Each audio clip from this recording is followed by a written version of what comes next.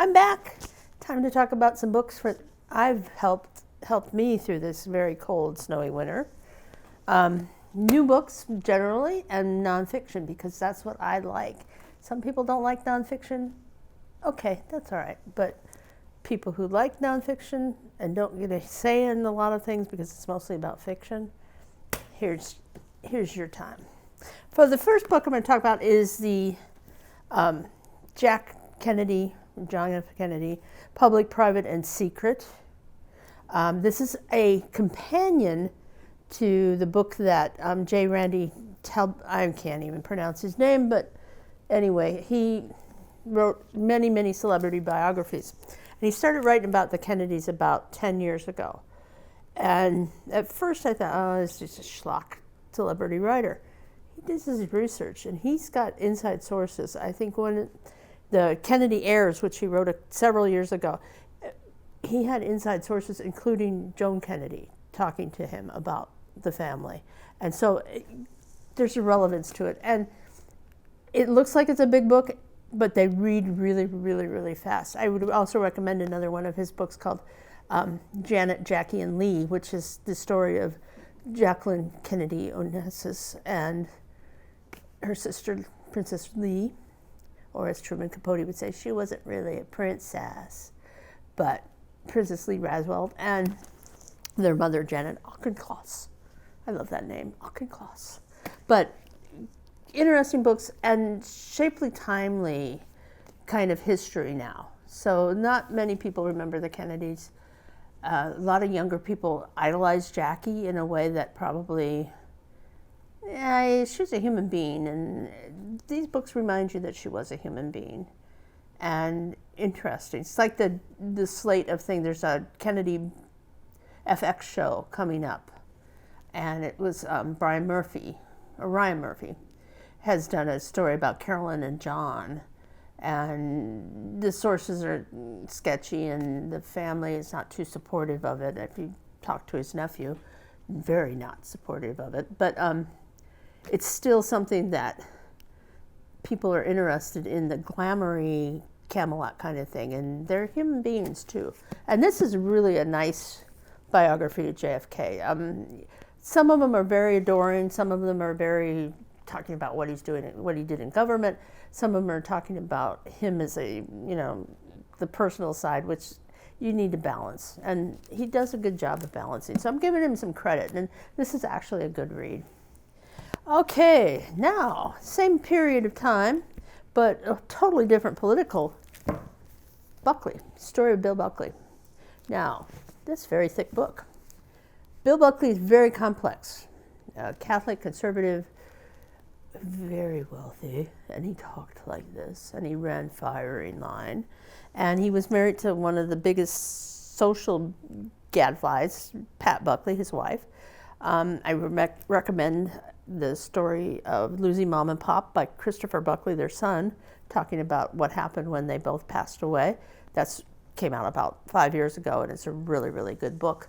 This is a good biography of Buckley. It understands not only the National Review, his time at Yale, to talk about everything with Yale, and his conservatism in a time when it was very liberal, also about his television time, and also about his other interests, because he wrote fiction, and he liked to sail big ships, and he had this life, and a very cultured life, but also a very activist life, and a very interesting story about him. And I like to read about people's latter days, and there's a big section of his latter days, and he saw the stuff that he worked for so hard start to kind of dismantle. So Buckley, good book.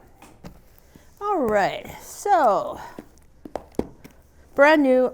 I just checked it out. It's a really good book so far. Uncool by Cameron Crowe. Cameron Crowe, if you don't know who he is, he wrote Almost Famous, which is the story of being a reporter for Rolling Stone when I think they figured out that he was probably around 15 when he went out on the road with Black Sabbath and Judas Priest and Zeppelin, and he learned all about that. And that's the story of that. But he also talks about his career writing movies and about being around rock stars and about being uncool and about his mother. And his mother was portrayed in the movie as, I think, more sympathetic than maybe she was, because she lied to him about how old he was. They told him he was 15 and he was 11, and they had him through school. He graduated from high school when he was 16. He didn't show up for graduation because he was out on the road doing the time. He hung out with Lester Bangs, who, there's a biography waiting to be written that we really need to see about Lester Bangs, because that is a very, very interesting character in human socio life and about rock and roll history. I'm surprised that Bangs has not been put in the Rock and Roll Hall of Fame yet, but I think it'll come sometime, although he probably would never have accepted it, kind of like Morrissey. But anyway, Cameron Crowe, and about his life and about making movies and kind of how your career starts one way and it kind of goes another way. Also interesting, talks about his marriage to Heart's Nancy Wilson. He'd been married to her for a long, long time. So, interesting book. It's brand new, just came down a couple of weeks ago, so I would recommend that everybody kind of read that one if you're interested in rock and roll and teenage stories. And I think like this teenage story, another teenage story that we're probably going to hear about in the next couple of years is Bob Weir. And I can't wait for that one too. Our next book is Heartbeats, the memoir of Björn Borg. Now, a lot of you won't remember Björn Borg, but when I was a teenager, this dude was all over the place because he was king of tennis, and he was perfect, and he looked perfect, and he went to Wimbledon and just ran, and he went to the U.S. Open, and he won. He went to the Australian, he went to the French. He won 5, 6 years in a row. And then a young upstart named John McEnroe played him at Wimbledon in 1980. Probably the most famous tennis match of all. If you've never seen it, it's on YouTube. Watch it. It is dramatic and tense and wonderful. And what happened during that match was he won, but he knew his time was limited. And so the next year, McEnroe won. And it started a whole new thing. And Björn Borg kind of faded into obscurity. In fact, he ended up selling a lot of his trophies and stuff because of hard times. He didn't manage his money well. And he, all he was tennis. All it was tennis. He was a machine. And what happens when the machine becomes a man and has to start doing other things? So, very interesting book. McEnroe, in fact, writes a blurb on the back about the book. They're good friends now, and he believed that Borg made everybody better in tennis and put new guidelines on what, even though he just played, what he did was move the game up.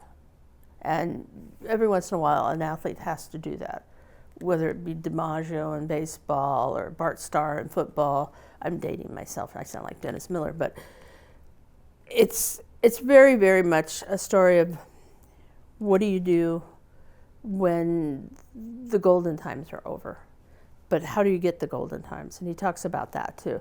And a very interesting book, and I really recommend Björn Borg's book. Now, another book that I don't have with me because it's checked out right now is called Desi Arnaz, the Man Who Invented Television. Desi Arnaz? Hey, Lucy, I'm home. No, he's more than, hey, Lucy, I'm home. He built the home. He put her in there. She did the physical comedy. She did the staging. She did a lot of that stuff, but he built the studio, Desi Lou.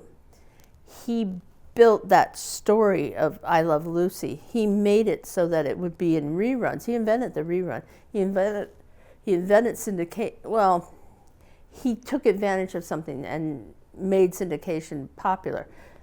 I Love Lucy premiered in October of 1951. It has never been off the air. Lucy's been dead for almost 30 years. Desi died 2 years before she did. Never off the air. You see Lucy and Desi on. They're on every day on certain comedy channels. What Desi Arnaz did was he said to the studio, let's make it this way. Let's film. Let's tape. Let's put this. Let's make an hour-long format, because their marriage was at the end of their marriage. It was very, very trying, and nobody wanted to see them break up, including their children. And he made the hour-long show so that the comedy, Lucy Desi comedy hour, so that Lucy could have a rest, and so that she could concentrate on other things and not be this focus of everything, and the hour-long show helped them. But the half-hour shows going to Europe, it follows the 1950s completely. He came from Cuba. He was cleaning bird cages. He came from wealth, and then they had the revolution. He was cleaning bird cages, like I said, came over to the United States, became a band leader, because he was actually a very good musician too. And people don't give him a lot of credit for the music that he portrayed. I mean, yeah, Babalu, but also a lot of different things. So Lucy was always proud of him. She loved him. She loved him till the day she died, even though they were both married to other people. But he really built the studio, Desi Lou. Desi Lou was movies or television shows like The Untouchables and some others. One that probably most of you would recall is called Star Trek. They green-lighted that. They said, let's do this one. That's Desi Arnaz putting that all together. And then, unfortunately, his demons got him, and he drank the rest of his life after he and Lucy divorced in 1960. He really didn't have the stature that he had. He sold his shares to Lucy of Desi Lou Studios in the mid-60s. So he was successful, and then it kind of fell apart. And then towards the end of his life, he wrote a memoir, and he got sober, and he took pride in, and really his children said, this is somebody who is of substance, not just our mother, but our father too. And Lucy and Desi Jr., whom I do admire both of them very, very much. So Desi Arnaz, The Man Who Invented Television, it's checked out. So of course I don't have a copy of it for you right now, but we'll have a copy of it from the catalog on the Schleeb here. Now, finally, and this is the one that I'm doing right now because it's one of the most fascinating books I've ever read. And it started because I like to read about that period of time, which is 1940s to around 1980. That's the history that I studied when I was in school. And one of the chroniclers of that is John Cheever, the late John Cheever. He won a Pulitzer Prize for the book, The Stories of John Cheever, which was a collection of all of his stories over the years. His daughter wrote Home Before Dark, which is the biography of John Cheever, her father, and found out when she was writing that one of the stories that he wrote in that time period was about her. And what he did was, whatever happened or whatever was going on at the time, he wrote a story about a couple going to a ski chalet, and they took their little girl with them, and they were teaching her how to ski.